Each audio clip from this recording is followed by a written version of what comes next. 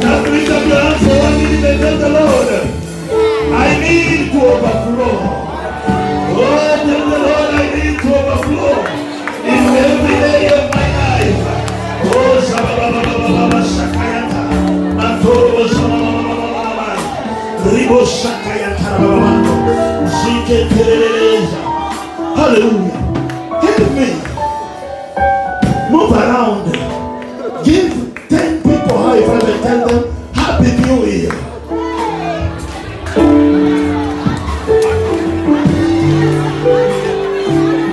Give them the Happy New Year.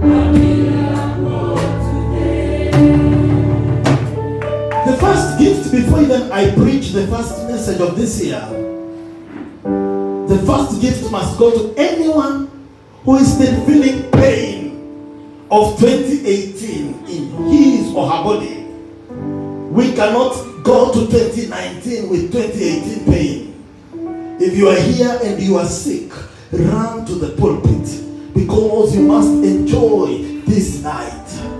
Run to the pulpit because the Lord wants to heal you before we start moving with 2019. Run to the front. Come quickly. If you are here and you have any pain in your body, you must be healed before God. Your name is Yahweh. Your name is Yahweh. You are a miracle working God. Your name is Yahweh. Your name is Yahweh. Your name is Yahweh. You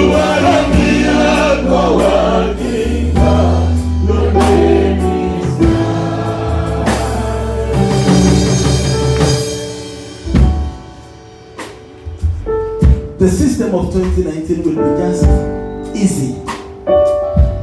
Easy. Which means you will not struggle commanding sickness out. By facing it, it will be living. I say in 2019, when you face a demon possessed, the demon just leave. Because this year is not a year of being filled. It's a year of overflowing. Hallelujah. Let us see it. You are feeling pain in your body. Where? Here. Oh, let us see. Just lift your hands like this and look at me. So, that pain had enough strength to follow you in 2019. Now, as I'm talking to you, I declare that pain must leave you now. So the only thing that you will do, just breathe in and breathe out. The first one you felt pain. Now go the second one, breathe in and breathe out. Don't look for it.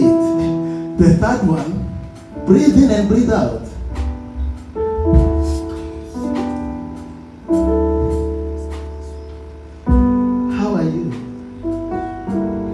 Are you still feeling pain? You can go.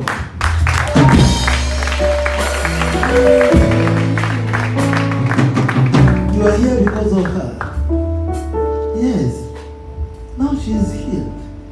Because she is in the altar of God. She can no longer be sick. Daughter, Happy New Year. Wow. You are healed. Glory be to God. Take that hand of yours and place it on our forehead. Thank you, Jesus, for taking away the sickness. And she is now healed. Amen. You can go. You are feeling pain. Where? Here. Oh. Younger. You are feeling pain here. So what do you want? To pray for yourself. Eh? Now place your hands like this. No, remove that one, yeah. Thank you. Place your hands like this. Press it. Just press it until I tell you. Release it. Are you still feeling pain?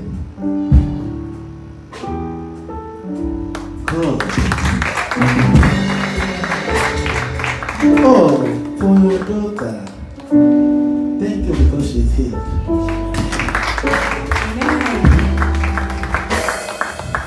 When you reach wherever she is, just put those hands attached on wherever you want.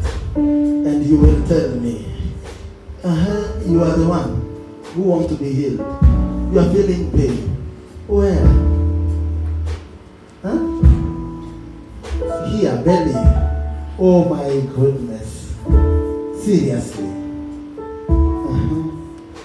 I will go this way. When I come back, you will be already healed. Just stand there. So, you are the one who wants prayer. Where? Oh my goodness. Come on. The Lord is healing you. You want healing? Where? Even you, your stomach. Where? You want healing? Where? Your back. It is paining. Oh my goodness. So if you bend like this, it is painful. I said when I come this way to you, you'll be healed. So let me start with you. Can you turn like this with me? Just stand like this. Yes. You see the way you have turned.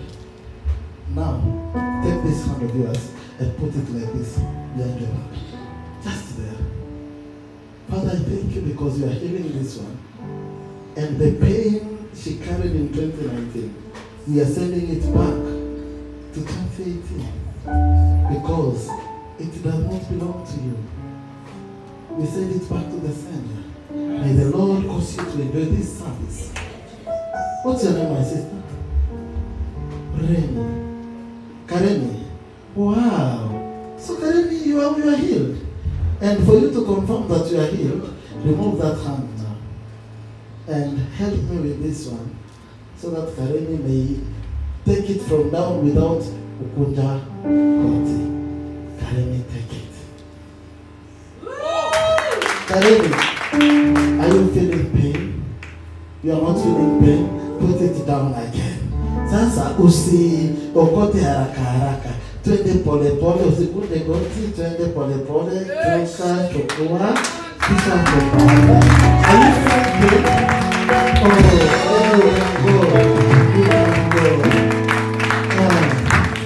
So you are feeling pain in your stomach. Hata saizi wale ungali kunaisikia. Si ndio? Sasa fanya mikono yako hivi.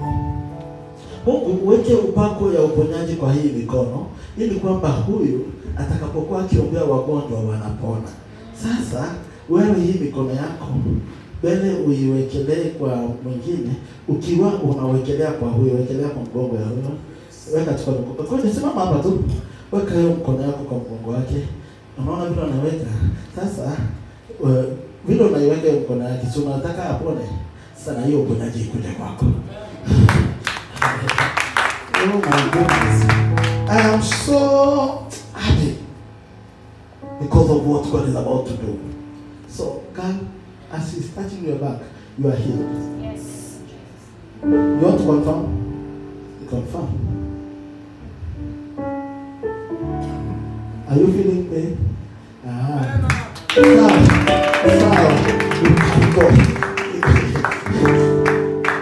Bado ngani unahisi uchungu? Hapana, wende basi. Bado unahisi uchungu. Jisikie vizuri.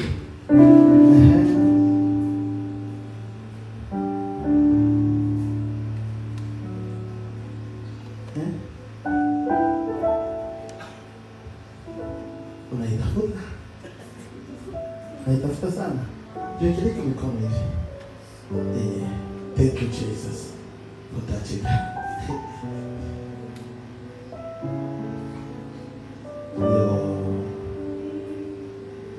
Thank you, Jesus.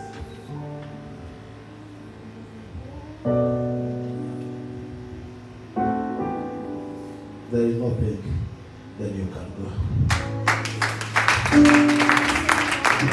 Yes, my sister, how are you? Karibu. Yes. You are feeling pain.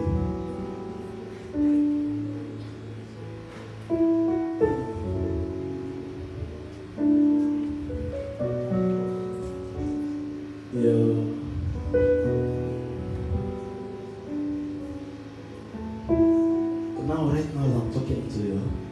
When it will be morning, that morning when you are home is here, you will be with me here. Come to me and tell me you're no longer feeling it.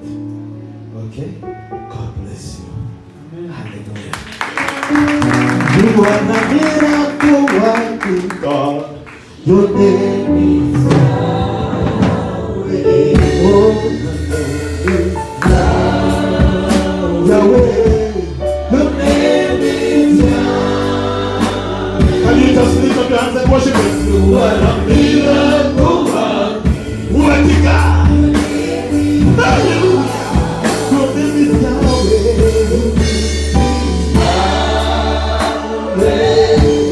Your name is Yahweh.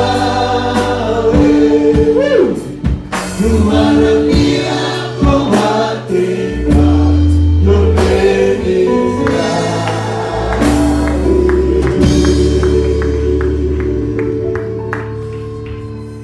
Kama unakaa, simama kwa miguu yako.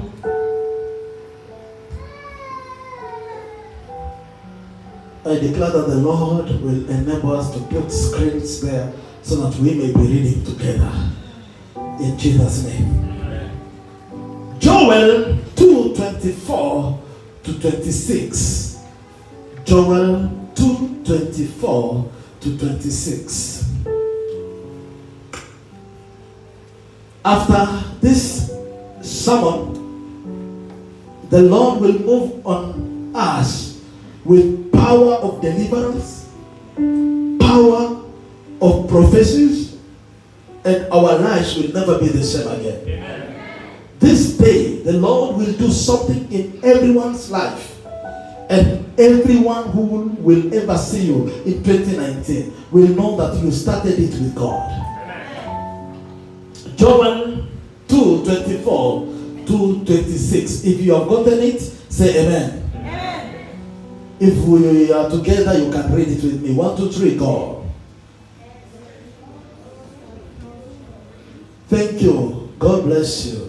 Can we give Pastor Alfred microphone atusomee kwa Kiswahili ili kwamba tuende pamoja.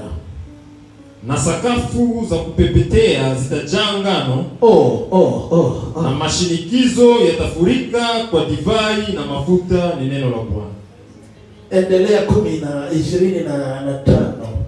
Nami nitawarudishia hiyo miaka iliyoliwa na nzige na parara na madumadu na tununu, jeshi langu kubwa zililotuma kati yenu. Amen. Sikia hizo jina zinakaa ni kama parara, madumadu, tununu. Soma 26 baba. Nanyi mtakula chakula tele. Mungu atakapoondoa parara, madumadu, tununu kwa maisha yetu, tutakula ili tushibe. Na kulihimidi jina la Bwana. Ngoja baba, ngoja. Tutakula na tunashiba. Unajua kwetu kulikuwa msemo moja ya umaskini, ilikuwa nazoea kusema, nikikosa mate ya kumeza nitatoa wapi ya kutema? Kama kinywa changu hakina mate ya kumeza, nitatoa wapi jamani ya kutema? Sasa kama mimi mwenyewe sina cha kunishibisha, nitawezaje kukusaidia? Natangaza Bwana ataondoa tumundu, madumadu, parara kwa maisha yako ili kwamba wewe uwe na chakula cha kushiba na cha kusaidia wengine. Amen. Soma baba. Nanyi mtakula chakula tele na kushiba na kulihimidi jina la Bwana Mungu wenu aliyewatendea mambo ya ajabu, na watu wangu hawatatahiri kamwe, ni neno la Bwana. Amen. Kama kuna Biblia ngumu ni ya Kiswahili. Tulisikia tununu, madumadu, hata nikwambie ndio nasema nini. Patia engineer microphone asome kwa Kiingereza hapo. Tusikie tununu, madumadu ni nini. And for me to be very specific, patia engineer Arasa, we have many engineers around. Kuna engineer Lonzi, kuna engineer so I have to be very specific. Give engineer Arasa. 24. The threshing floors will be filled with grain. The threshing floor, this one is flowing, man. Come on. The threshing floor will be filled with grain. The fat will overflow. Wait there, man of God. This is the scripture of the year. I want you to understand it very well. The threshing floor, maana yake mahali yako ya kuwekea unga, the place where you keep your floor shall be filled with what?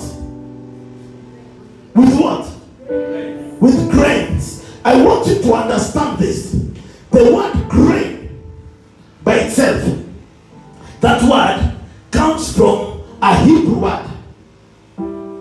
Are we together? A Hebrew word which is you can pronounce it dark one. Dark one means you will be the threshing floor filled with grain. Grain means energetic to do a good work. It means in this year you will be filled with energy to do great work. Can I talk to somebody? It means that word grain in Hebrew means energetic for a good work. It means God is about to fill somebody energy for a good work. What it means, You have been misused for a long time. Your energy has been misused without result. In 2019, the Lord is about to fill you energy and it will produce good work. And that same word in Hebrew means that energy comes from a flow of love and wisdom. It means the Lord will give you love because you have been rejected. People will love you. People will accept you. People will buy your ideas. I think I'm prophesying to myself. I receive it. People will buy your ideas. You know, kuna watu unapatianga proposal, wanaisoma na wanaisahau. I declare in 2019, people will love you. People will accept you. Your creation flow will be filled with grace. Can I preach to somebody today? I feel strongly in my heart that your creation flow will be filled with grace. The Lord will give you energy that will come from the flow of love and wisdom. The word wisdom. There are two kinds of wisdom. A first kind of wisdom in Hebrew is called Sophia. Somebody say Sophia. Look at the neighbor. It is called Sophia. Sophia in Hebrew means earthly wisdom. Hekima ya kidunia. Hiyo inayokuja kupitia kusoma ama miaka. Earthly wisdom is called Sophia. But the wisdom we are saying here, when you look at it in Hebrew, it is not Sophia, it is epignosis. Look at your neighbor, epignosis. Look at your neighbor, tasema Hebrew leo. That wisdom is called epignosis. Epignosis is a wisdom that drops on you from heaven. Unaamuka hivi, Mungu anatuma idea moja juu yako, biashara inaendelea. Mungu anatuma juu yako idea moja, kazi inafunguliwa. Mungu anatuma juu yako idea moja, familia inainuliwa. I declare epignosis of someone. By talking to somebody, I came to declare divine wisdom upon somebody. I say with divine wisdom. You know the problem with Sophia? Sophia, you can have it and you die poor. Sophia ndio hiyo hekima ya wazee wa village. Unakutana mzee anaweza kukupiga hesabu ya hekima mpaka unashangaa, lakini hajawahi fika Nairobi. Sophia. I declare you will not get Sophia. I say you will not remain on Sophia. I declare may divine wisdom come upon you. I say may divine wisdom come upon you. Divine wisdom does not need age. It does not need background. Haihitaji uzaliwe kwa poma ya watajiri. I'm talking to somebody. Haihitaji uwe kila siku unaamuka unajipaka vitu vinafika huko. Can I talk to somebody? My sister, you have tried everything. The Bible says your threshing floor will be filled with grain in 2019.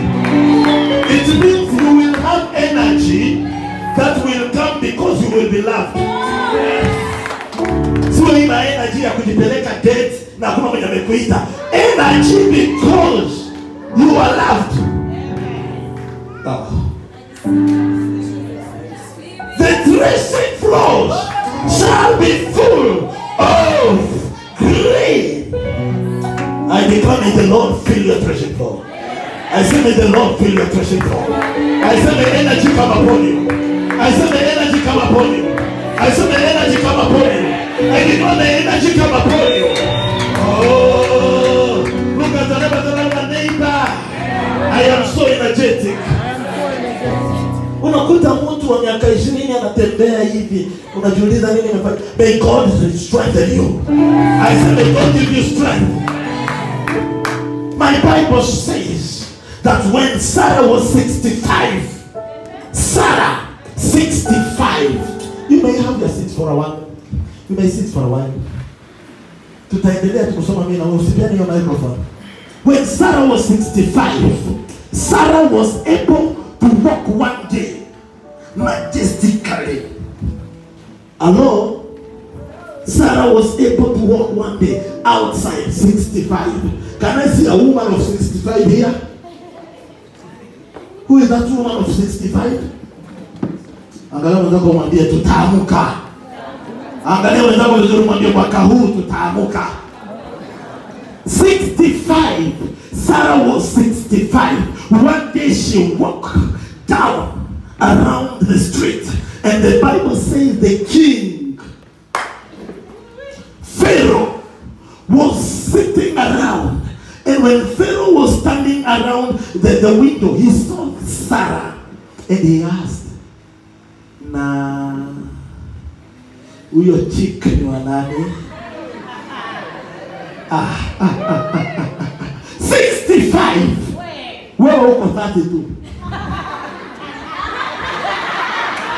I refuse in Jesus' name. May energy come upon you. I say may energy come upon you. I say may energy come upon you. May the Lord release energy upon you. I declare that the Lord will strengthen you. May strength come upon you.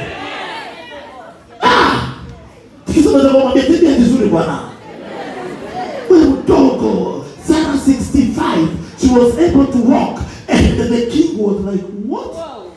Who is that?" Well, where?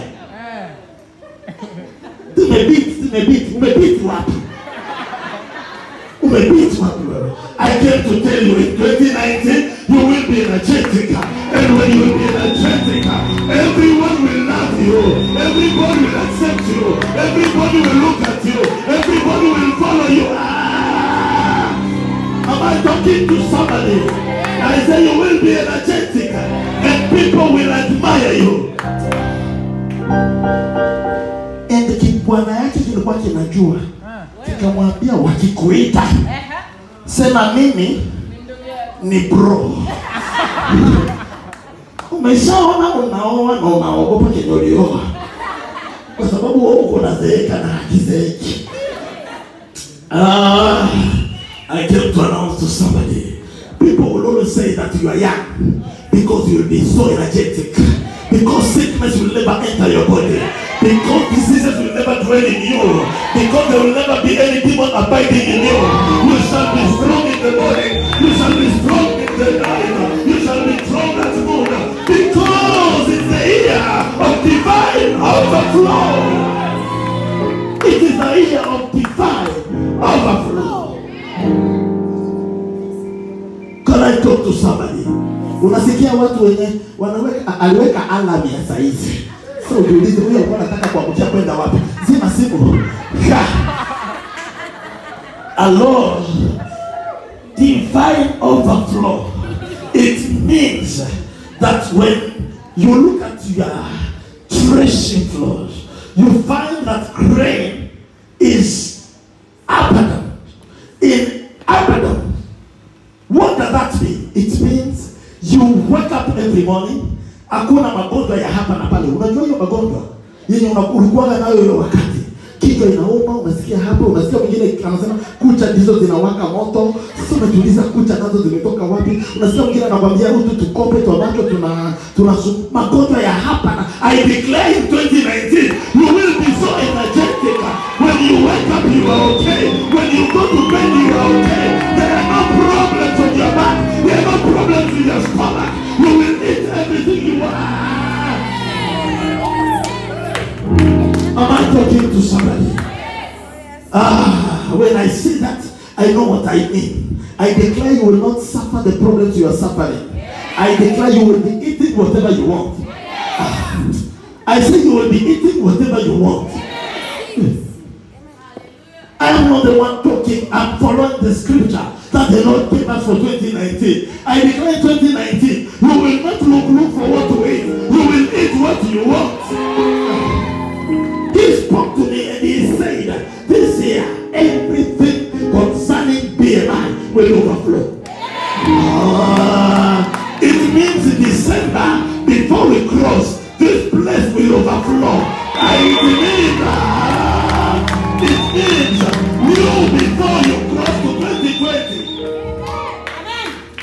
is so amazing that he gave me 2 themes.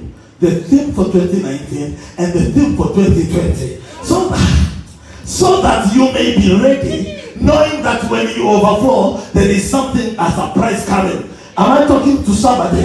So the Lord knows that you will be alive until 2020. That's the reason why He has prepared a theme for 2020. And I know before we close, He will give us for 2025. Am I talking to somebody? Angalia jirani yako mwambie nitakuwa heri ya sana. Mwangalia mwambie nitakuwa heri ya sana.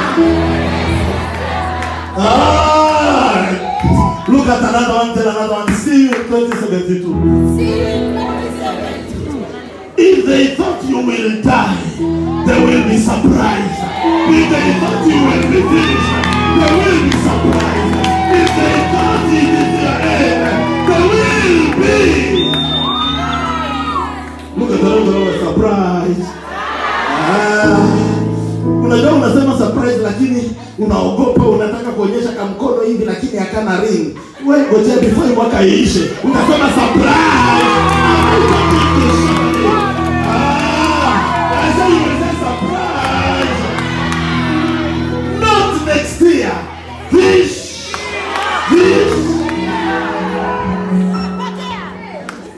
You wait.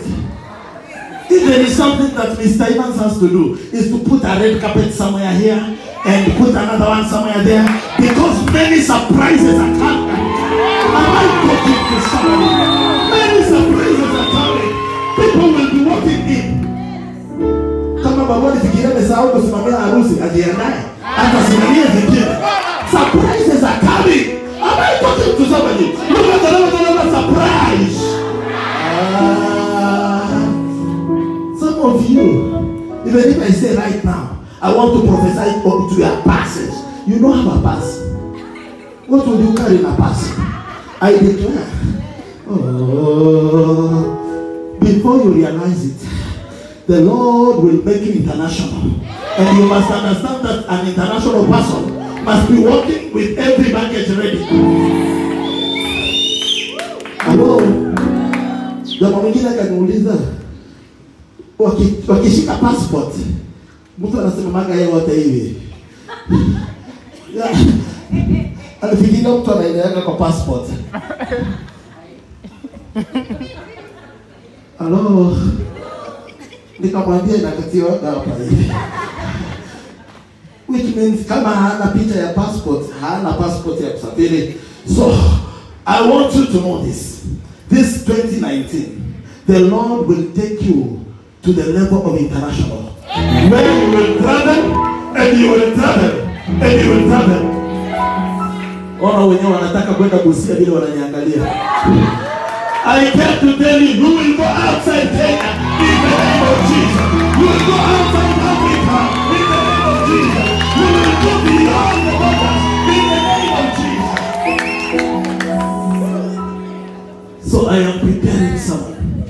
The threshing floor will be filled with grain, and that grain, I have said, it means energy that comes from love and wisdom.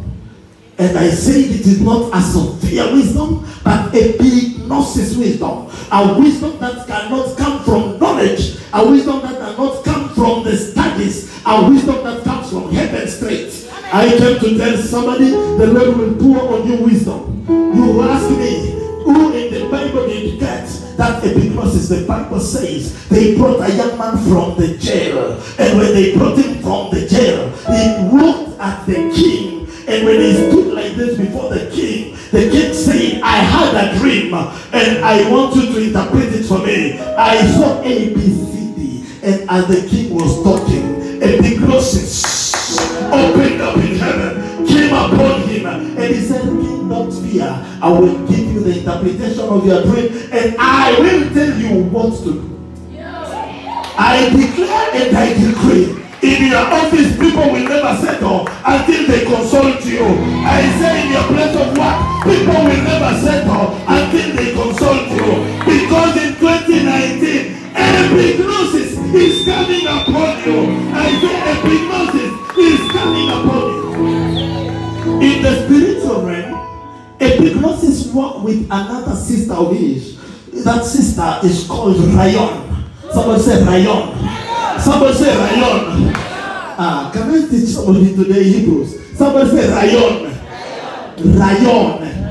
What is a Rayon anointing? A Rayon anointing is an idea that God drops on somebody so that that person may be able to build a city. Can I talk to somebody? That person may be able to build what a human being cannot be able to build. The Bible says that anointing came upon Nebuchadnezzar. By himself he built a city. I came to announce to you, God said in 2019, he will release Rayon anointing. I say he will release Rayon anointing. Oh, an idea that will transform your life. Unakuwa unakaa hivi, hakuna mtu anaweza kukuomba idea. I declare 2019, people will come and try to take your ideas, but they will realize they are too hard because they are being personalized. They are being made personal in a certain way. Whatever God gave you, no one will steal in 2019. Your ideas will give you results. Unajua kuna wale watu wenye wanaishi kwa nyota za wengine. Wewe unatumika, wao wanakula. Na kataa 2019, hautatumika wengine wakikula, utatumika ukikula. Wewe unafanya kazi kama punda, wao wanakula. Ilifika mahali mfalme anaitwa Solomono akaandika akasema, nimetumikia ndugu zangu mpaka ngozi yangu imekuwa nyeusi. Hiyo ni Ecclesiastes. I came to tell you, you will not work for people. I say you will not work for people. You will work and eat the fruit of your work. You will work and eat the labor of your work. Am I talking to somebody? Jasho yako utaikula 2019. Look at the neighbor. Rayon anointing is coming upon you. Give the Lord a hand clap. Am I talking to somebody there? So the Lord is about to do something. Let's go on, sir. Let's go on. As you are sitting down, read for me, please. The vats will overflow with the new one. Pole. Hiyo nasema nini? The vats will overflow with the new one. Hey, wait. It means your bags. And yet says the bags shall overflow. I will tell you what it means to overflow. With what? New wine. With new wine. Whenever in the Bible you read the word wine, what wine stands for in Hebrew, it stands for strength and life. Can I talk to somebody? It means your vow or mali yako ya kuwekea itajaa na kufurika na nguvu na maisha. Unajua kuna watu wanaishi lakini hawana nguvu. Kwetu tunawaitaga watoto. Unamwona anakaa hivi, upepo unaweza kumwangusha. Anakaa hivi. I came to announce to you that in 2019 the Lord will fill you with life and strength. I came to announce to you that the Lord will fill you with power, which is strength and life. And the last one, the Bible says, with new wine and oil. Angalau nataka kumwambia mafuta. Angalau mwingine kumwambia upako. Biblia inasema na utajaa mafuta. Sio hii kuparara tuliparara yake Biblia. Can I talk to somebody? Acha nikuibie siri, mtu mwenye haiko kwa season ya overflow. Hata akikula nini bado anaparara. Hata akitembea namna gani anaparara. Kuna watu wenye watokaji jasho. Itatoka kwa mti. I came to tell you 2019 You will overflow with oil. I say you will overflow with oil. I say you will overflow with oil. I say you will overflow with oil. What does oil mean in the Bible? Oil means Holy Spirit. Oh. Oil means Holy. Oh. Can I talk to somebody? Holy Spirit in 2019. Atatufanyia nini? It means wherever you will go, wherever you will appear, people will sense that there is life coming because the Holy Spirit has entered. When you appear where there are some roots being done in your name or in your family, by the fact of your appearance, they must disappear. Am I talking to somebody? When the Holy Spirit comes, when he visits people, things which were tough, they become easy. I don't know what you have been struggling doing. I declare in 2019, the Lord will fill you with the Holy Spirit. Things will flow in your life. One thing I love with the Holy Spirit is that he reveals to you what next. He reveals to you what next. Number two, he reveals to you the tactics of the enemy. He tells you this is what the enemy is about to do. Oh. I told you, where people can toil for a long period, when the Holy Spirit comes, he tells them, don't go a long way, do this. And they get the result that they were to get for many years. I declare the Lord will shortcut your ways. The Lord will make your way shorter, so that what you are to take 2 years to get, you will get in a day. Am I talking to somebody? We were in Meru with you just the other week, and a man told us that he has been sick. A brother to a sister was to be with us today. Where is he? Where is she? Where is she? My sister from Mombasa. Where is she? There is a sister from Mombasa who was that there she is. Can you welcome her? Can you welcome her? She came all the way from Mombasa just for this occasion. You are welcome, my sister. Today is my first time I see you since Adam sinned. I'm so happy to see you. You shall live long. God bless you. Amen. So, our brother in Meru told us that he has been sick since 1989, having a problem, and in less than some few hours, the Lord took away the sickness. That's what we call the work of the Holy Spirit. Can I talk to somebody? He takes away the long journey and he makes it shorter. I came to announce to somebody, the Lord will fill you with power tonight, and things that you are struggling with, you will struggle with them no more, because the Holy Spirit is coming upon you. I'm not talking to somebody.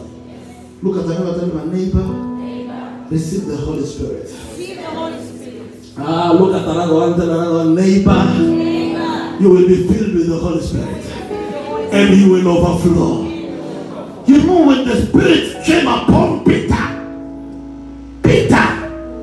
who used to fear Moses, Peter, kijana kikiona tu Moses hivi kinakimbia. But when the Spirit of God came upon him, Peter went and he looked at kings like this, and kings were like, are you not the Peter who never went to school? He looked at them and said, I will never fear to declare that Jesus Christ you killed is alive. And they were like, what? So Peter realized that talking to them too much, they are not listening. So Peter had to do something. So Peter went to church. Peter looked for a man who has been known by everybody. He has been there for life since he was born. Since he grew up, he was sitting at the gate, and Peter came near him. And that man was asking for money. Peter was not having money for him. Peter had money for himself. I came to tell you, every one of your family who has been eating your money, you will give them Holy Spirit. They have been eating your money. Oh, take us to the hospital. Oh, do this, and you will give them one dose. It's called? I said 2019, we are giving them one. It's called? Oh, I need money to go to the hospital. Come here. Receive Panadol. Am I talking to somebody? This is the year of divine. So continue, sir. 25. I will repay you for the year the locusts have eaten. I will repay you. In another translation, it says, I will restore to you. Amen. The word restoration means being paid what you lost. But I love it when I call it restitution. Someone say restitution. Restitution is not restoration. Restoration is when you are being paid what you lost. But restitution, as he said it, is when the Lord decides to pay you what you lost, but in the current price. Can I talk to somebody? Ni wakati Mungu anasema ulipotezaga kanaume kalikuwa kanavaa malongi ya red, nitakupea wenye anavaa kaki. Am I talking to somebody? Am I talking to somebody here? Sio watu wanavaa batu malongi twingine kwa red ulipotezaga 96. I am talking of someone that will be current. Look at the neighbor. Current price. Shake your neighbor. Current price. Sio story aseme mwanaume alikuwa changa Makueni, unakuja kupata Makueni Nairobi na kataa. Kama ni Nairobi unapata Nairobi. Hello. Unajua wengine wetu tulikataliwanga mahali, tukanyima maisha mahali, hatuwezi lipa hiyo ya huko, tutalipa ya hapa. Am I talking to somebody? The Lord will not pay you what you lost. The Lord will pay you according to the blessing to be alive. Am I talking to somebody? The Lord will anoint you according to the anointing of be alive, not the anointing of what you lost. If you hear me, shout hallelujah. The Lord did not bring you here so that you may be paid what you lost in 2008. Hello? Am I talking to somebody? Give your neighbor high five. Tell your neighbor the Lord will restitute you. Hallelujah. Restitution. It is when you get it, but with a current price. It is when it comes to you as it's supposed to be. Am I talking to someone? I told you about my friend who lost 3 children in one day. He lost 3 children in one day until I was fearing to know what to tell him. Unajua unakuwa na nguvu ya kufariji watu kama uko na maneno. Unataka unapoteza watatu na nyinyi wenu kwenu wote muko. Utamwambia tumepitia hiyo. Utamwambia pole. So unakuwa unamwangalia. Unajua unakuwa na maneno ya kufariji kama uko na nguvu. Unakuwa unamwangalia unaona wewe nikimfariji atanichapa huyo. Unakuwa unamwangalia. And the Lord told us just to read for him. John 2:25. And in 2010, after some years, that happened when we were in the university. In 2010, I received a call from home. And this is what they are telling me. Pastor Axon, the Lord has answered your colleague. The wife got 3 children at her go. Oh, I said, okay. The Lord has paid him according to the market price. The Lord is not a debt of a man. I declare you will overflow with oil. I say you will overflow with oil. I say you will overflow with oil. Nasema utapendeza kwa sababu mafuta yatabubujika kwako. You know oil, when we talk of oil, somebody say oil. The only people who enjoy oil, there are 7 categories. If you want to know those 7 categories, that all of them 7, the Lord will bless in you. Come here on Sunday. I will tell you the 7 categories of people who enjoy the oil, and you will carry all the 7 categories in you. Sio hii mchezo yenyewe unaona mtu anakuanoint, anakuambia fungua kinywa, anakumwagia. Sio mchezo. Hii maoil hizi ni maoil hizi. Kuna ile inaitwa divine oil, which comes by a declaration. I don't need to pour oil on you. I don't need to demonstrate anything. Just by speaking, you get anointed. Am I talking to somebody? By just speaking out, the anointing comes upon you, and you start seeing things that you have never seen before. May the Lord anoint you tonight. I say, may the Lord anoint you tonight. I say, may the Master anoint you tonight. Hiyo mchezo yenye ulikuwa nao 2018, unaombea magonjwa. Mtu anakuja kwa anasema ninasikia kichwa na nyuma, unawekelea mkono inakuwa malaria. Nakataa. Kwa jina la Yesu. May the Lord anoint you. I say may the Lord anoint you. I say may the Lord anoint you. You will be a painkiller. When you appear like this, pain nasema, I can no longer remain here. Can I talk to somebody? Hii mambo ya kusema uliombea mtu kisha unaona haponi, unamwombea mpaka unaona haponi kabisa, unaanza kumwambia kwa imani ikimpendeza Mungu basi kabla hujaanza kumwombea ikuwa umempendeza. May God anoint you. I said may God anoint you. I said may God anoint you.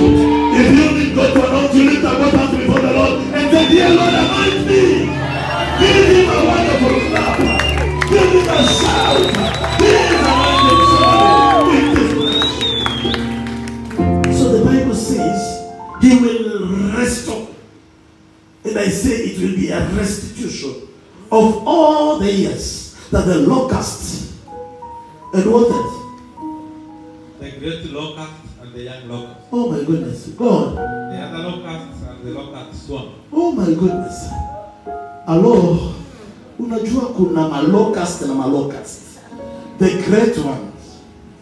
Unajua kuna kifianzi kenye ni kilocust. Kikikula miaka. Kinameza kumeza. Kisha tu siku moja unaona akikupigia kitenge. Kilocust kimesha eat. I came to announce he will restore. I say he will restore. I say he will restore. I say he will restore. One of my cousins had a fiancée. She was busy every day on Facebook. Serious! Serious! The fiancé disappeared.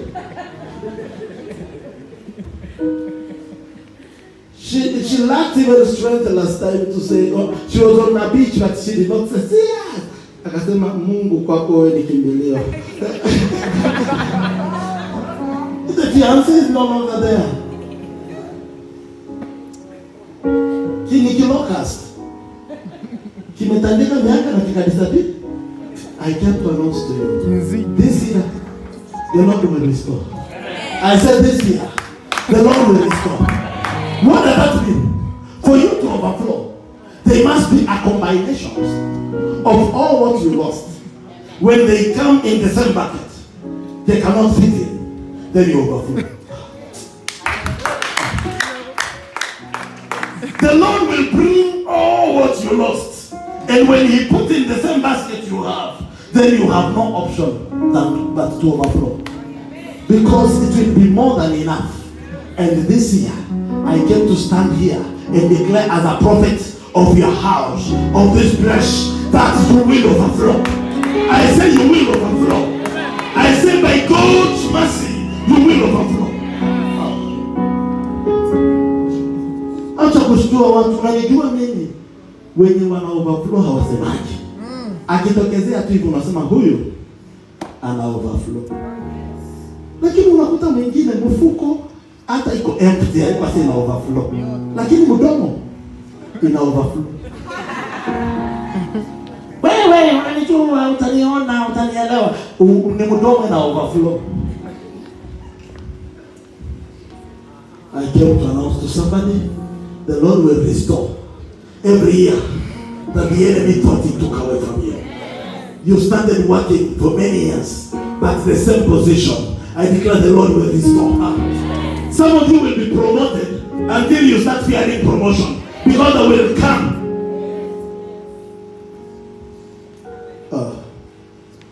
Unajua nikisema overflow, Mungu atafanya overflow. Mungu atainua wengine hapa, awalipe miaka yenye walikulaka. Ulikuwa na turafiki, karafiki kakajifanya karafiki, mpaka kakapita na urafiki wako. This year, God will pay. I said this year, God will pay. Can I make a prophetic declaration? Every person who appears like a friend and is not a friend, as I am standing on this altar, before the end of this session, may the Lord take them away. I said, may the Lord take them away. I said, may the Lord take them away. I said, may the Lord take them away.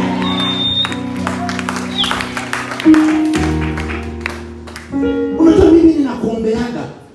Mwenye anasemaga hivyo ni mwongo. Mwenye anakuombeaga tu. Hello? Mimi kuna watu tu nikukutana naye hivi.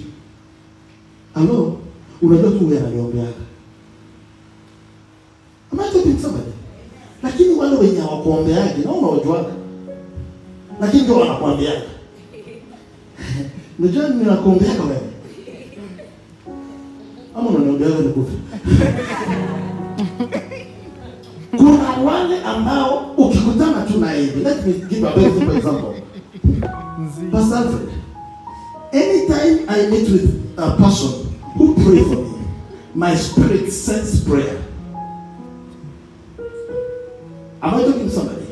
My spirit sends prayer. And anytime I meet with somebody who has an evil plan with me, my spirit just sends it before even the person could speak. So stop lying to people that you pray for them. Start praying for them. If you hear me, say here. You know a friend. A friend does not tell you that I am your friend. Because a friend, in the Hebrew language, a friend, Sister Jennifer, can never look at you like this. You always pray for me. Even when I come in, I feel you always pray for me. It is obvious.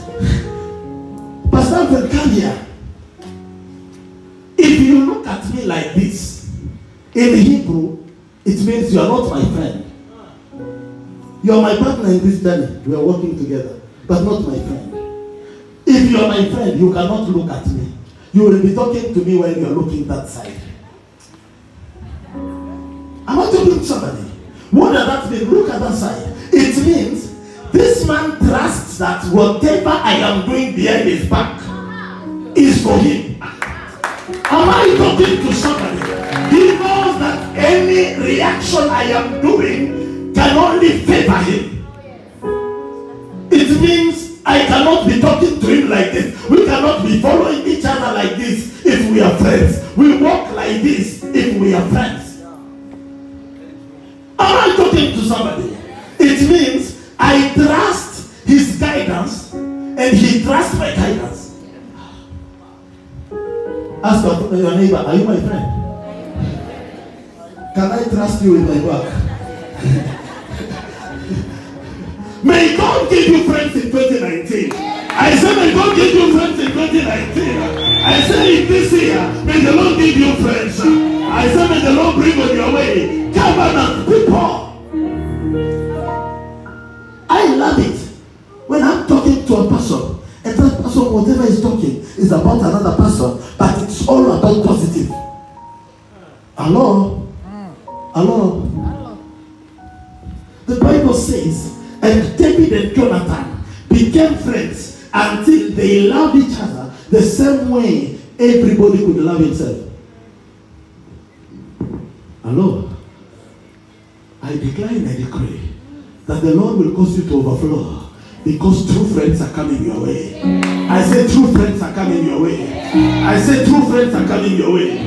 People who will encourage you are coming your way. People who will support you are coming your way. People who will stand with you are coming your way.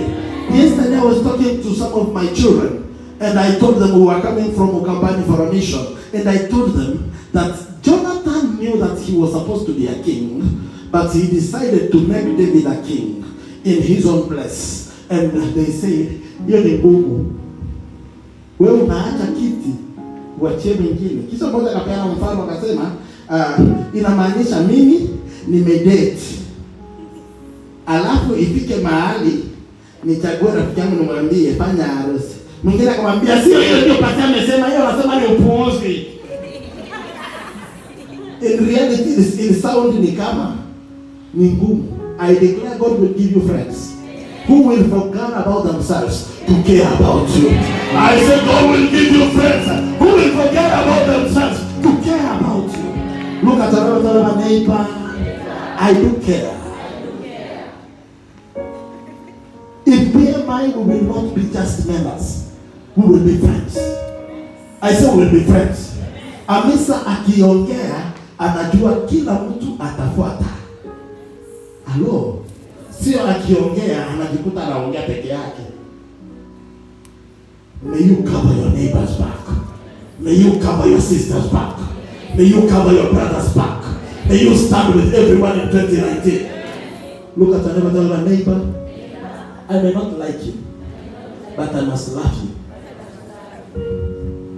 Hallelujah. Amen. If we want to overflow, then we will love each other, so that the Lord may take away the locusts. All the locusts, some of the locusts have eaten our ears, are not far away. Ni wale wanaongojanga tu mshahara iingie. Simu. Ango. Alinifukuza shule. Sasa unajiuliza, alinusia mshahara aje? Ikiwa tu kwa hewa hivi. Akainusia. Kanka wongo. And caterpillars. In 2019, the Lord will give you more than enough. You will supply na haitauma. Hutapana alafu inauma. You will supply na haitauma. Nasema utasupply na haitauma. Oh. Hello. Hello. I have only one request before God in 2019. I want to be the best giver in my family and in our church. Hello. That's the only thing I'm telling God. Because I will never give what He did not give me. I want to be the best giver in 2019. Wewe unataka nikupe? Akupe. Hata hii inaweza kukupea sasa hivi. I give so that I may overflow. Now get ready, I give you 5 stages that you go through for you to overflow. Stage number 1 is called expectation. Angalia jirani yako mwambie matarajio. Angalia mwingine mwambie matarajio. If you want to overflow, then the first stage is expectation. What is expectation? Expectation is a strong belief that something is about to happen. Expectation is a strong belief that something is about to happen.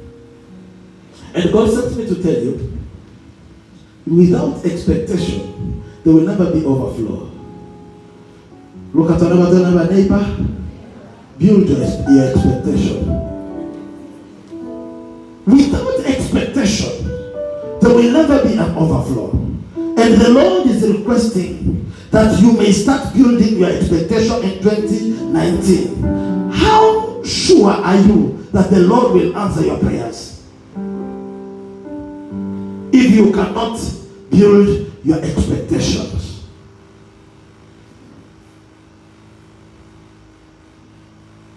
For an overflow to come, somebody must enter into the stage of expectation. You must become expectant. How are you expecting? How are you believing God for a baby? And yet you are not expectant. What is expectation? Expectation is when somebody enters into a certain state.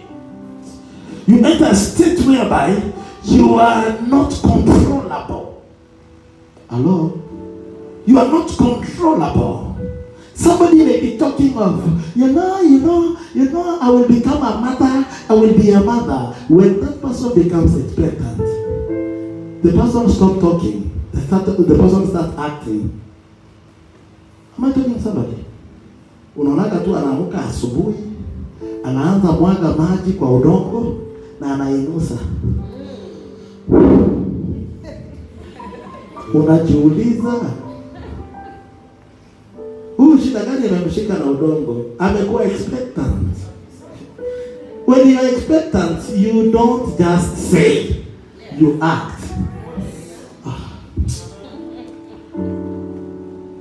Hello? Baada ya muda kidogo, unaona hiyo tena sio kumwagia maji ya nusu. Anaanza kulamba kidogo. Unaona anaanza kula chumvi chumvi. Just to know, this one is expectant. Kasi mwingine anasema yeye akiwa expectant anafuraga pua. Actions. Expectation is a strong belief that something is about to happen. And I came to ask you, are you ready to overflow in 2019? Then you must become expectant. When I say, amen, with the overflow, people who are expectant, they jump wherever they are sitting. They stand wherever they are. They receive with joy. They move with joy. Not because of anything else, but because they know that people are made by a word. Because they know that everybody who succeeded on earth, he never succeeded with money, he succeeded with the word. You need somebody who carries your word, and then you become expectant and you overflow. And I believe the Lord has given me your word in 2019. If you will expect something, you will overflow in 2019. I came to tell you, I am so sure that I have your message in 2019. And the Lord will build your expectation and you will overflow. Check your neighbor, I am expectant. Even you're wrong here. Expectant. It means when you are now believing that it has started coming. Let me give you an example. How do you know somebody who is expectant? You know somebody who is expectant by the second stage, which is called preparation. The second stage is called preparation. That's the second stage toward overflowing. Preparation. And every stage, I will take a long time in the coming months to expand on them for you to understand the revelations that the Lord has brought on every stage. But let me tell you, what is preparation? We are praying somewhere, and as we were praying somewhere, suddenly the Holy Spirit comes to me, and he says, tell this woman that coming next year, she will receive a baby. And I come to that woman, and I say, woman, the Lord says, next year, a day like this one, you will have a baby. That woman jumped on her seat, and she said, amen. Before the end of the service, she had already left, and she started doing a baby, what? Is that what you call the shopping, whatever, for the babies? Looking for the whatever you call whatever it is. But funny, Window shopping. But funny enough, she was not window shopping. I think she was door shopping because she was buying. So she bought, and she was very clever. She was buying blue and pink. She started buying. And before then, I am telling you of a woman that one day you will see that baby. Before then, she went on, she bought some clothes of an expectant woman. Remember, I only spoke that Sunday. She wore those clothes. Before then, she started walking like this.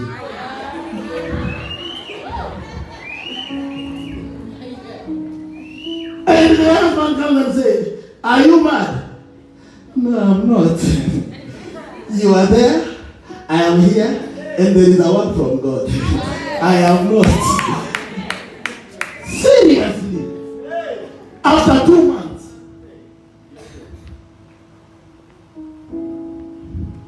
the story was no longer, "I am trying it." The story was real.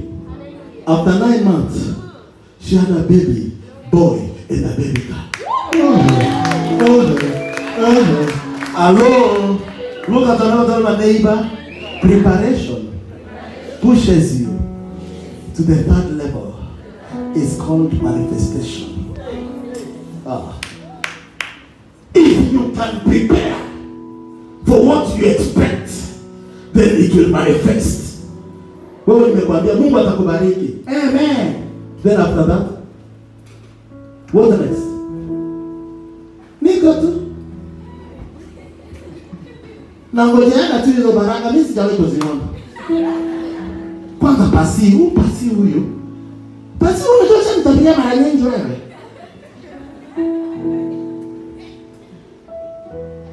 Kai.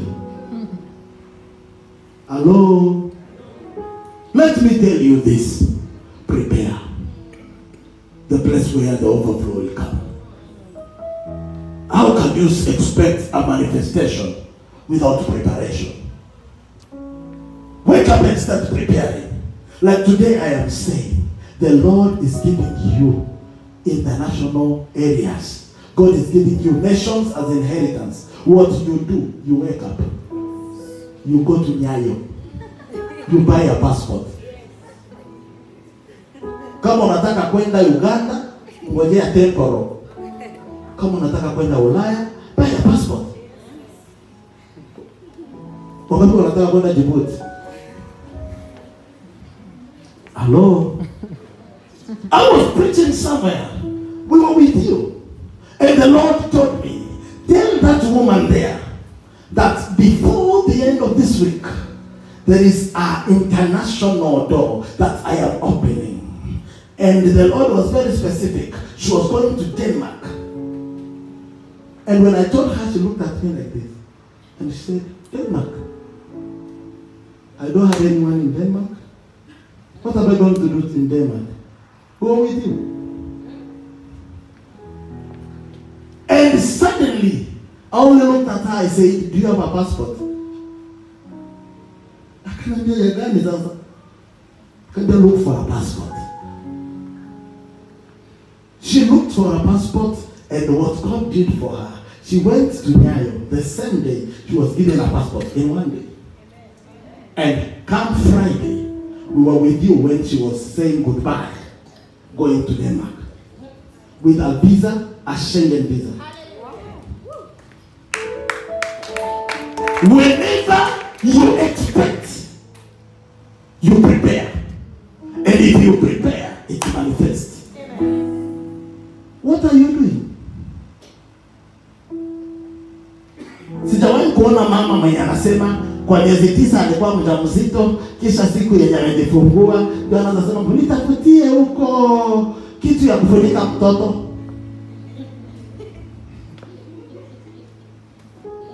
Umewahi kumuona? Inafika miezi 6, unakuta kwanza kuna mmoja nilionaka, sisemi ni wewe, amefua tena akazikausha tena akarudia tena akazifua.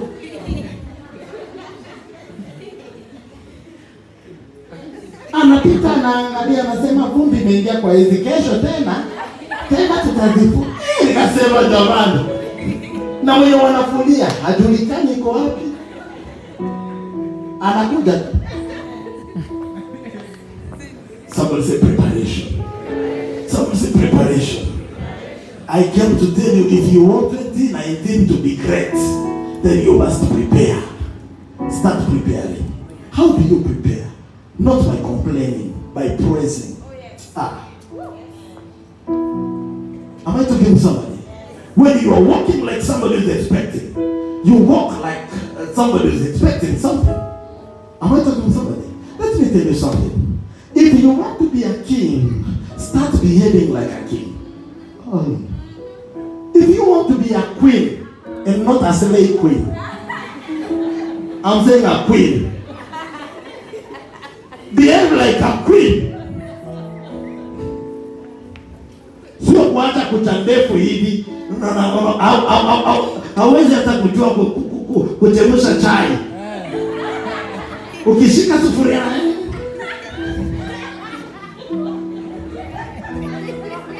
na unasema ni Mungu anikumbuki. Kipati harusi utatoa wapi? Mwanaume gani anataka ashikwe hivi? Luka talaba prepare. You wake up at 11. Mtaani na majani na manini. Na Mungu anikumbuki. Hakukumbuki na hata kukumbuka. Prepare. Acha mwanaume akuja kushtuka baada ya harusi. Ndio na kuangalia hivi anafikiria kwa mweupe kumbi ni makeup. Kwa sababu kila siku na ukanga una prepare. 6 umeshapaka. Ukitokezea hivi kila mtu anasema malaika anapita, malaika anapita. Mmoja baada ya harusi ndio anasema nilioa. Prepare. I say prepare. Unaacha nywele zinakaa hivi. Aseme new style. There is no new style. Prepare. Zichane vizuri. Niliwaambia huwa watu wanaona tabia baada ya kuona uso. Prepare. Kama unanisikia sema nasikia. In 2019, for the overflow to come, you must prepare. Dada yangu kila siku unatembea hata kwa jua na kiblanketi. Angalia jana yangu mwambie sio wewe.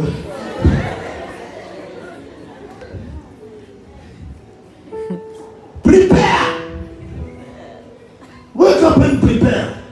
My brother, prepare.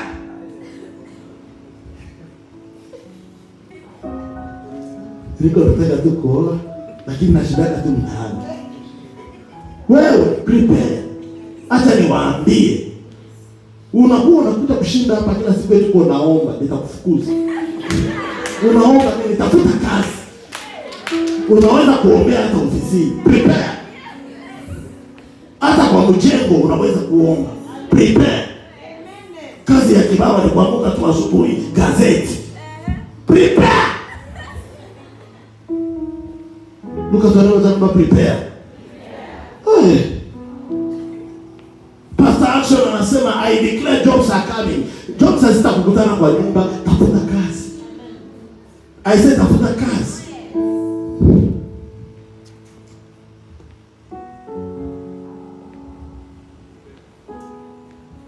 You went to school, you finished. You don't have even a CV. Hujaweza kuandika CV yako.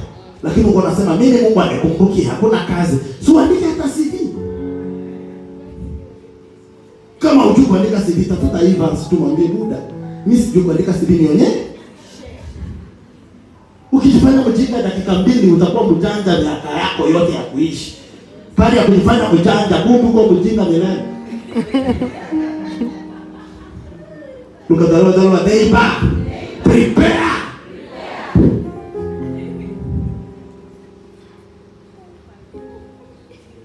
Mungu anaweza kukubariki dada yangu ukiwa unakata sukuma wiki ukiuza. Pale ya kukata maneno kila siku. Ai! Kila nyumba, mama kijiji habari yako. Kila nyumba inakujua. Mama Kibe tumeamuka. Mbona? Nilikuwa naenda kwa mama Glo. Hey! Look for something. Uza sukuma, acha kusukuma mabomba za wenyewe. prepare. Many people want to overflow, but they're not preparing for the overflow. Tafuta mahali, hata kama ni kibanda, tengeneza mahali ambapo Mungu atakukuta. Jenga airport mahali ndege tena. Inataka kutua, lakini ni chetu itengenezee uwanja. Work on something. Ubu ndego nenda na nona pole ushapa koti tatu. Ya hivi tutashangaa change. Am I talking to somebody? I come to tell somebody, if you want to overflow in 2019, then you must start preparing. I don't know what it is, but start preparing. Start behaving like somebody who knows what is coming. Are we talking to somebody? Let me tell you the truth. Some of you must know this, and you must know it very well. It is very hard to become a millionaire with one work. Or let me put it this way. It is hard to become a millionaire as an employee. So God must help you to start preparing the ground for other rivers to flow in your life. Hello? Hii mshahara yetu inaingiaga na ikifika tarehe 5 imeisha. Tunakuwa na siku 4 zenye tunakuwa na magari nyingi barabarani. Baada ya siku 4 gari zinaanza kupotea. Hizo zenye tumezoea zinabaki. Kuna baadhi zile zenye wanaweka mafuta tu ya hiyo mshahara ya siku 4 na zinapotea. Sasa hiyo mshahara ndio itatufanya billionaires. I came to tell you today, from 30,000, from 10,000, from 5,000, you can become a millionaire, but you must start preparing. Sio hii story yenye ulipata mshahara siku hiyo kila mtu atajua. Unachomesha nyama, ingine unachemusha, ingine unakaranga, ingine fry. Hey! Utatumamiza. Angalia jirani yako mwambie sio wewe. Mshahara ikiingia, kachopo unasikia mimi sipendaji nyama ya mbuzi peke yake. Na uongeze na ya ng'ombe, na kanguruwe, na samaki. Baada ya siku 3, mnipatie kaunga kadeni. Na ndio inakuwa maisha. I came to tell you in 2019, you will stop that. You will know that saving brings results. Equity unafungua account for free. When you fungua account, KCB mtaani wako wanaenda wanaitia watu na account. Fungua account. Unaweka 20 bob, hata kama ni pension yako yenye unajianzia yako peke yako ya mbao, lakini weka kitu so that one day you may overflow. Am I talking to somebody? Hii na mambo wao wanatudanganya kila siku. Ukituma pesa kwa hii namba hapa chini utapata muujiza papo. Hakuna muujiza papo. Fanya kazi na usave. If you hear this, I hear. The Lord came to Moses. He saw Moses, but he asked Moses, what do you have? Na Moses akamwambia niko na pigo kwa mkono baba. Wewe atakuuliza uko na nini? Utajibu, what do you have? What have you prepared? What is that smallest thing you have? I came to tell you today, in 2019 you will work. I said, and as you work, the Lord will bless the work of your hands. I said, as you work, the Lord will bless the work of your hands. Hey, Biblia inasema siku hiyo watu watalia na kusaga na makibogoyo. Watasaga nini?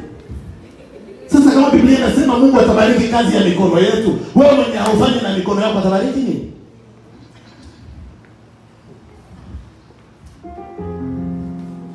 Halo, unategeaga tu. Leo kama ni wewe uligonga, utahakikisha unagonga. Wilson kesho. No, gonga. Kama kuna mtu just the other day alitaka kunigonga na gonge Pastor Alfred. Hiyo habari ananielezea, akaelezea Pastor Alfred. Unaona? Kisha tukaulizana na Pastor Alfred. Nilikuwa nataka fanya hivi, na hata mimi nikasema tusifanye sote. Huyo alitugonga sote. Hello. Ambacho kimsema. Hiyo hali sio nzuri. Itafanya heshima inapotea. Itafanya watu wanaanza kukuogopa. Hello. Just imagine. Nisimame hapa. Sasa ni muda ya kutoa sadaka ya upako. Hii tena ni muda ya kutoa sadaka ya kupanuka. Sadaka ya 3 ya kuniguza. Ninatoesha sadaka 5 na ninaenda. Hiyo iko ukora. Halo? Hiyo iko ukora. Kama mimi mwenyewe siwezi kufanya hiyo ukora, na wewe mahali pote uliko, usiruhusu shetani akufanye ukora. Amuka ufanye kazi. Amuka utafute kitu ya kufanya. Hii story ya kuwa Elia anakataa. Jamaa mmoja tu, Biblia inasema alikuwaga Elia. Siku moja Mungu akamuuliza unatoka wapi? Akamwambia Elia.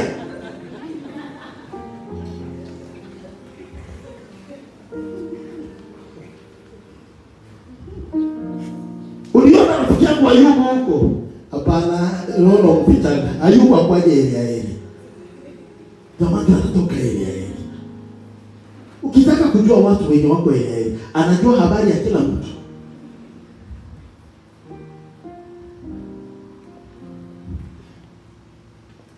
I pray that God will help you. Utapunguza kwa muda isiyokusaidia. Your energy will do something good. You are so energetic. 2019, you will produce something big. I say you will produce something big. Whatever you will touch will prosper.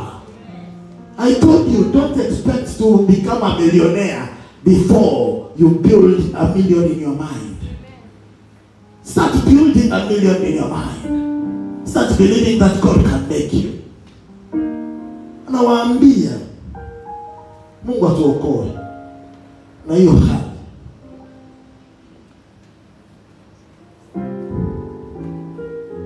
When you prepare, you give birth to manifestation. I declare, in 2019, it will not be stories. There will be manifestation. Amen. I said 2019, it will not be stories. There will be manifestation. Amen. I said there will be manifestation. Amen. When I talk of manifestation, I'm talking of what will start today. Some of you will testify of what God will do in your life tonight. I said of what God will do in your life tonight. Amen. We were in Acacia somewhere with him. And at 1, the Lord spoke to me. And he said, there is somebody here that I am giving a contract of millions. And suddenly, we stopped the way we will stop today and go for a break. And as we were going for a break, a guy came to us with a phone. And he said, I've received this message from USA. They have given me a contract of 65 million.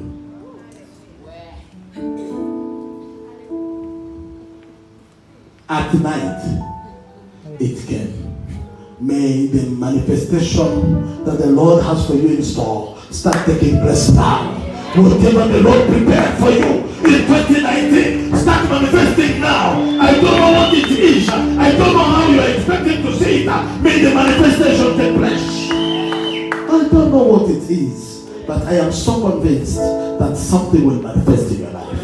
I say something will manifest in your life. What is a manifestation? A manifestation is when expectation turns into a tangible substance. Manifestation is when your expectation turns into a tangible substance. When you can have a tangible thing. Am I talking to somebody? When I am expecting I believe that I will get water. But when I am manifesting with water, I touch water, I drink it, or I pour it. It is tangible. Angalau nataka kuambia tangible. Unajua kuna wengine wako na ushuhuda haziko tangible. Mungu alinikumbuka nikasikia kisha hiyo sio tangible.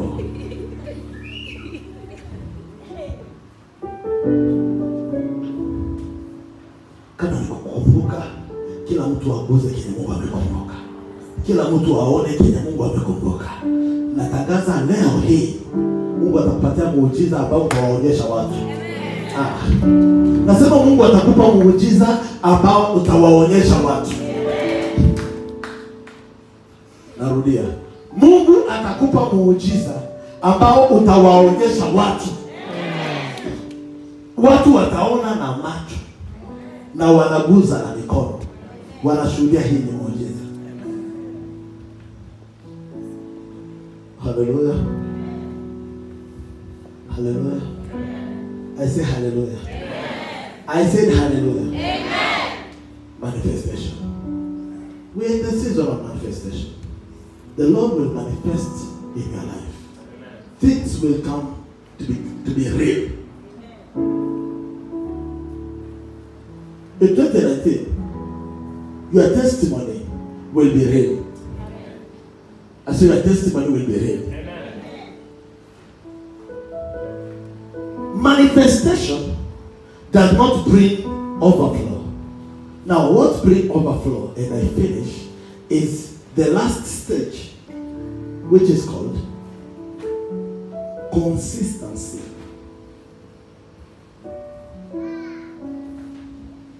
Consistency. When you manifest and you continue to be manifesting, you overflow. Acha niwapatie mfano. Bwana asifiwe. Nashukuru Mungu ameniponya, nimesikia kichwa changu kimepona. Tena kesho na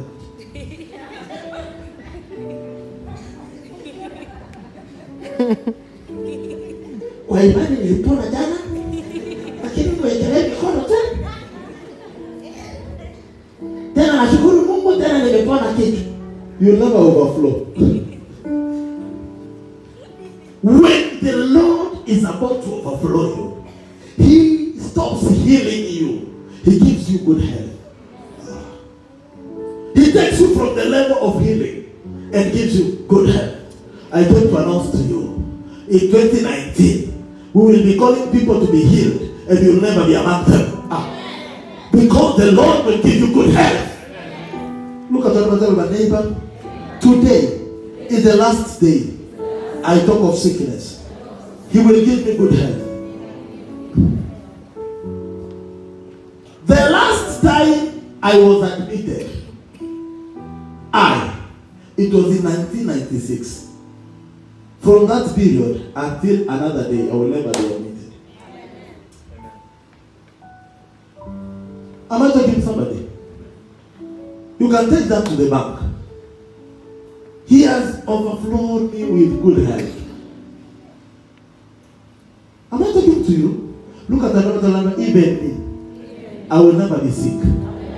For in the mountain Zion, sickness will never be mentioned.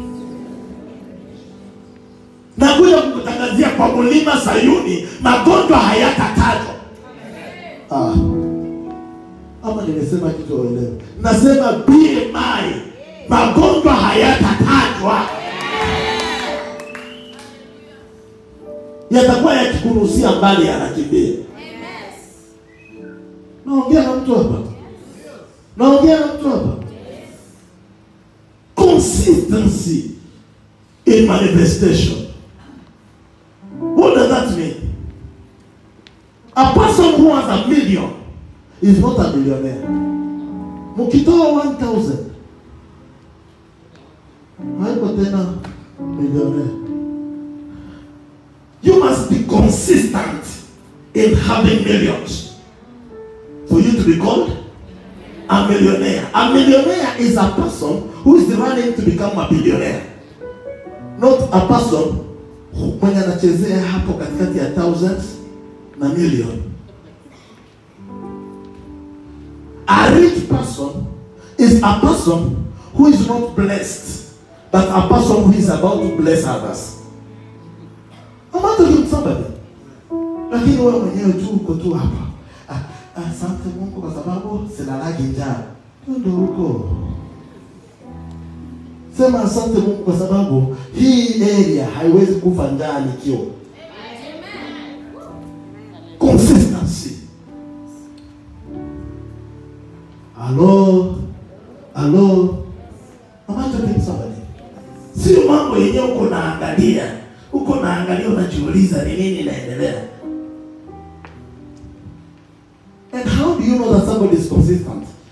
Is when you find that that person is behaving the same way no matter circumstance. Hello? Ninakuja hapa leo ninasema wewe nitakubariki na ngiri, wewe nitakubariki na ngiri, wewe nitakubariki na ngiri. Kesho ninakuja hapa nasema nilibariki watu hapa na ngiri jana na nirudishie. Leo niko broke.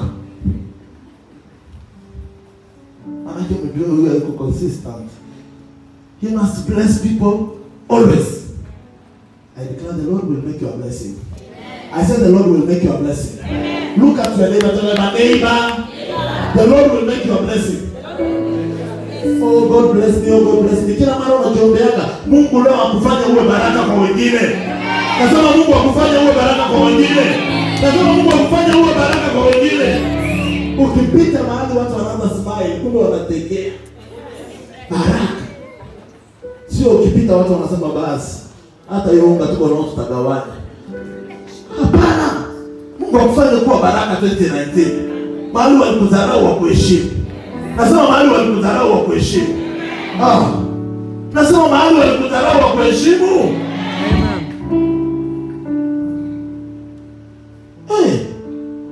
Rafiki yangu, dharau ni mbaya. Hakuna mahali ulishaenda hivi wanataka kukuangalia kwa uso, wanaangalia viatu. Dharau mbaya. Dharau. Nikaona mzee mwingine anapelekea mtu unabii. Shati inaenda hivi. Anakuja anasema Bwana anasema. Akamwambia Bwana tengeneze kwanza shati yako. Life. Anointing without money. Annoyance. May you overflow. Nasema may this year mbingu tukufanye overflow. Nasema mwaka huu ufurike. Nasema mwaka huu ufurike. Sasa nini itakufanya ufurike? Ni kitu moja tu. Kwa sababu ukiheshimu hizo ngazi zote nimekufunza, utafurika. Na utafurika namna gani? Ni wakati utachukua neno ya unabii, unaitoa kuwa neno ya unabii, unaifanya maisha ya kila siku. Hallelujah. This word is called logos.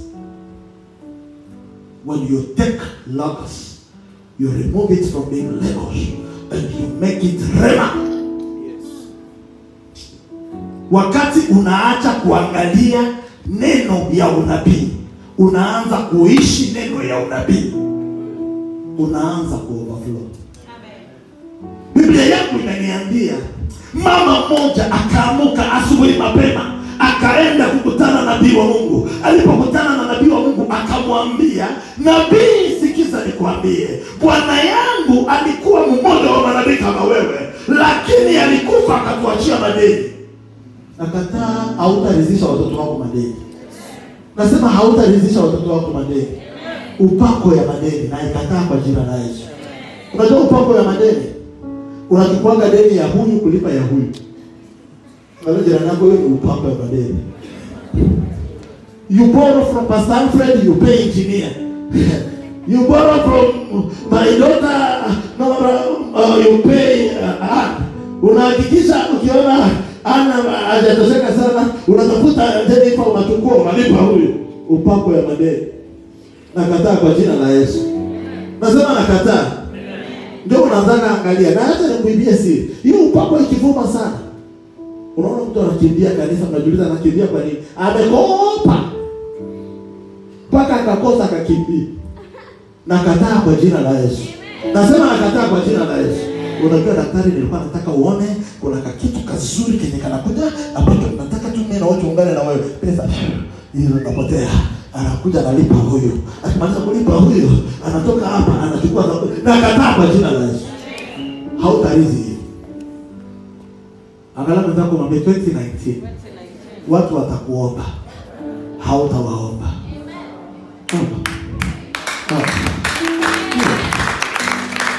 Na wakikuomba wapee. Usiwapee maneno. Wapee. Mtu akija kukulilia njaa usimuombe. Mpe chakula. Nikikuomba fea usiniweke moyo. Nipe fea. Macho kiusabadi. Hiyo ndio style 2019. Oh, Buddha nisaidia na pia kuisha Kitengela. Mungu anajua, Mungu anaona, Mungu anaweza. Hakuna Mungu hapa, ni rembo.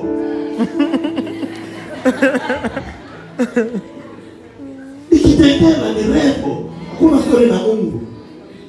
Nilipie Uber ama tuktuk. Bwana, Mungu anaona, tutakuwa pamoja. Hello. 2019 tusaidia. Huyo mama kalia kaambia nabii.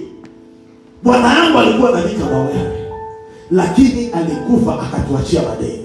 Na aliacha madeni, na waliokuwa wale ambao walichukua deni zao wamekuja wanataka kuchukua watoto wangu wawili wawafanye watumwa. Sikiza nikupatie ufunuo. Mtumishi wa Mungu akamuuliza, una nini? Huyo mama ameshasema bwana yake alikufa akawaachia madeni. Kisha anaongeza anasema hatuna kitu. Sio mimi ninaongea. Wafalme wa pili sura 4 mstari wa 1. Hatuna kitu. Wewe acha uongo. Unaweza ambia watu waona kitu na Mungu amekupea nini? I'm your pastor. You have something. Am I talking to somebody? When God wants to bless you, He only bless a prophet in your life. Then He has blessed you. Can I tell somebody something? Between Elijah and the widow, who needed who? It was not Elijah who needed food, because hata bado ndege ililisha Elijah. Lakini Mungu alijua ni widow anahitaji Elijah, kwa sababu akimaliza hana source nyingine. When God bless a prophet in your life, He has blessed whatever you're looking for. Oh. Am I talking to somebody? Kwa sababu tu sasa umeshazoea na ndio maana haupataji baraka. Si pasi. Kwa sababu unajua napendanga nikiona pasi hapo, ananichekeshaga. Kama unakuja hapa nikuchekeshe, utacheka mpaka ukufe ukicheka. You come here to change life. You come here to transform life. I always stand here so that I may speak in your life. I declare my 2019 give you results that you never got before.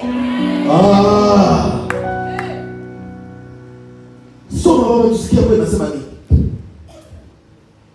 Basi mwanamke mmoja miongoni mwa wake wana wa manabii alimlilia Elisha akasema, mtumishi wako mume wangu amekufa, nawe unajua ya kuwa mtumishi wako alikuwa mcha Bwana, na alimwia amekuja, na aliyemwia amekuja ajitwalie wana wangu wawili kuwa watumwa. Anakuja kuchukua watoto wangu na mwanangu alikuwa anaogopa Mungu. Nataka kukuibia siri. Hakuna nyumba ya mtu mwenye anaogopa Mungu ambayo itakuwa ikwenda kwa utumwa. Hakuna boma ya mtu ambaye anaogopa Mungu ambaye atakayeenda kwa utumwa. Kama kuna utumwa ndani ya familia yako, kabla hujatoka hapa leo, nitaachilia upako juu ya maisha yako, nitaenda kuvunja utumwa ya familia yako. Kama kuna utumwa juu ya maisha yako, Roho Mtakatifu atavunja kila kitu, aachilie mamlaka ya kufungua. Hapana utumwa juu ya wacha Mungu. Wale wanaogopa Mungu, watoto wao hawawezi kupelekwa utumwani. I declare nobody of your family will be taken into slavery. If you hear me, say I hear. Elisha akamwambia, nikufanyie nini? Nikufanyie nini wewe? Niambie, una kitu gani nyumbani? Una nini kwako? Akasema, nimekuuliza wewe, umeandaa nini kwa maisha yako? Nini unataka Mungu akupatie? Umeandaa nini? Akasema, mimi mjakazi wako sina kitu. Huyu mama iko na roho ya wendi hapa. Roho ya sina kitu. Hii sina kitu. Unajua hiyo? Dadangu nakaa vizuri. Hii ni mtumba. Sitakuuliza dadangu ulinunua wapi. Nimesema unakaa vizuri. Sema asante, sio mtumba. Roho ya sina kitu.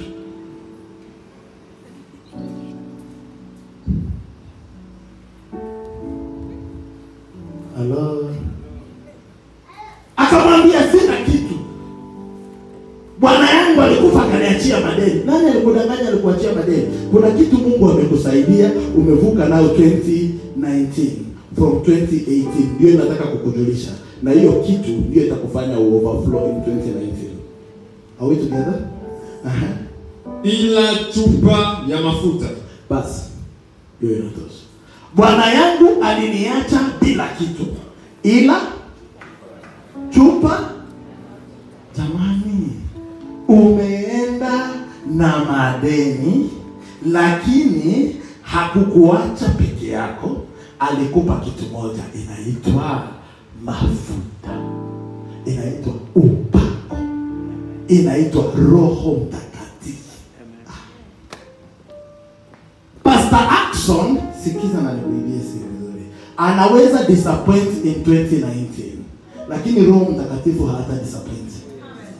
Mume ama mke anaweza disappoint in 2019, lakini Roho Mtakatifu hata disappoint. Familia inaweza disappoint, kazi inaweza disappoint, Roho Mtakatifu 2019 hata disappoint. Nimebaki bila kitu ila chupa ya mafuta. Hiyo chupa ya mafuta, kama unataka usikie ufunuo juu yake, nilisema Sunday, soma kwa Biblia yako.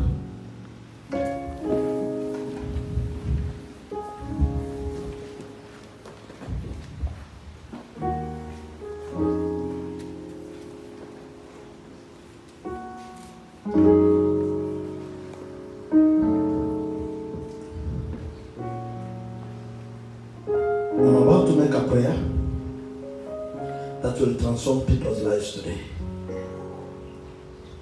I'm about to release the power that will carry you for 12 months. I declare that as we enter into the season of prayer, may the Holy Spirit start visiting you now. Let me request that the seats will be pulled behind ushers, be able to check people's bags, and you can check your properties well, then you come to the front. We are about now to seal the overflowing Spirit. We are about to seal the overflowing Spirit.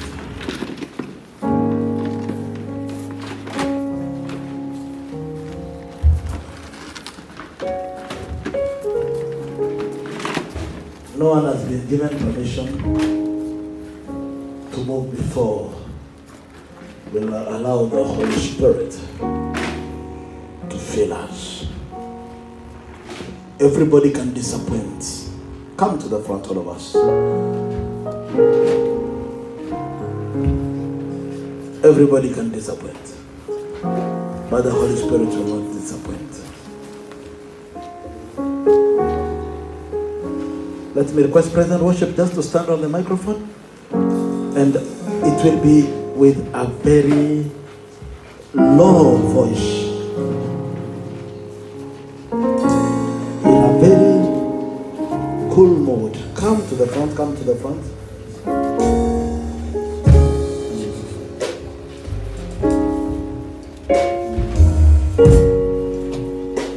It is time.